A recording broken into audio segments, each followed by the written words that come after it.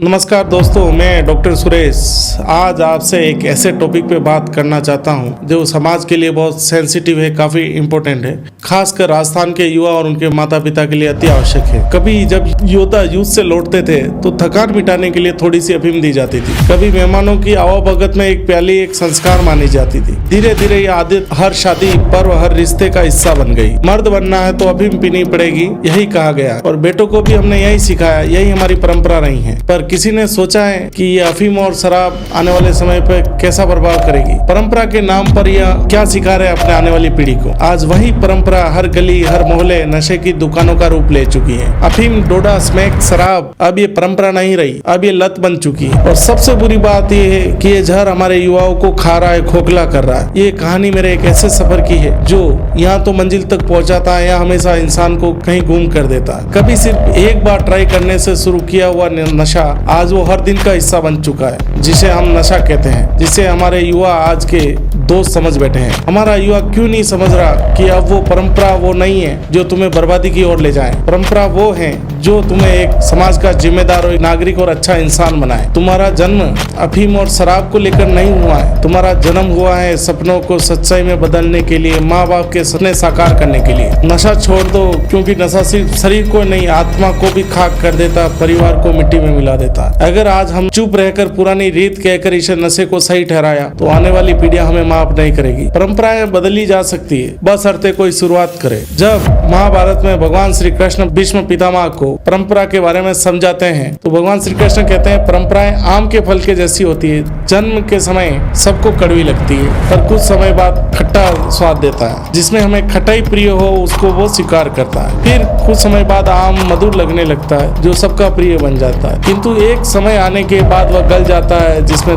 दुर्गंध आने लगती है, खाने वाले लोगों को रोग होने लग जाता है। अंत में रह जाती है फल की सूखी गुठली, वह किसी काम नहीं आती। तब भीष्म पितामह कहते हैं कौन सी परंपरा सही है, कौन सी गलत है, कैसे निश्चित किया जाता है। श्री कृष्ण बताइए हमें। तो श्री कृष्ण भगवान बताते हैं समय निश्चित करेगा और समय का विधान सबको मानना पड़ता है। जैसे संक्रांति में सूर्य नारायण अपना मार्ग बदलते हैं, वैसे ही समस्त आर्यवर्त अपना मार्ग बदलने वाला है। पुरानी परंपराएं टूटेगी, नई परंपराओं की स्थापना होगी, नए युग का आरंभ होगा। इसी प्रकार हमें समझना होगा नशा अब परंपरा नहीं, अब वो एक भूल है जिसे अब हम सबको मिलकर अब सुधारने का वक्त आ गया है। मुझे कोई परंपरा का कोई विरोध नहीं है, न मैं कोई आपके समाज का दुश्मन हूँ, किंतु परंपरा जब शोषण का कारण बन जाए, सुख के बदले दुख देने लगे, उस परंपरा को खत्म करना ही अति आवश्यक है। नई परंपरा को जन्म देना ही उचित है। हम जिस प्रदेश से बिलोंग करते हैं, राजस्थान, जहाँ रेत की हर कण में इतिहास की गूंज है, जहाँ परंपराएं केवल रीति नहीं हमारी पहचान है। हम इन्हीं परंपराओं के बीच पल बढ़ के बड़े हुए। एक ऐसी आदत पनपी जो शुरू तो हुई सम्मान के नाम पर, लेकिन आज बन चुकी एक धीमा जहर। जब मैं हॉस्पिटल में प्रैक्टिस करता था तब की बात है, रात को हमारे हॉस्पिटल में एक केस आया और इमरजेंसी थी। एक 20 साल का लड़का था जिसका नाम राहुल था। वो स्ट्रेचर पे लाया गया था, सांसें खड़खड़ा रही थी, चेहरा नीला पड़ गया था, धड़कनें कमजोर हो चुकी थी।